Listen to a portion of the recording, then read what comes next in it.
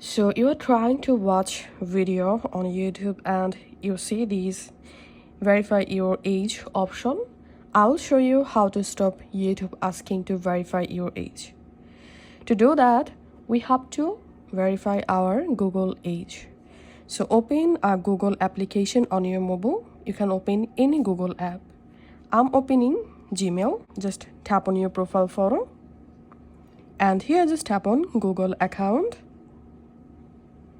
And here just select personal info.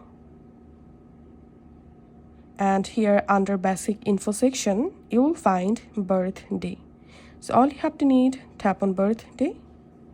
And here, make sure to select your birthday at least 18 years old. Because in YouTube, some videos are only for adults. So make sure your age is more than 18 years. And go ahead and verify your age. After that, just go to your YouTube and now on, you won't see the asking your verify age option.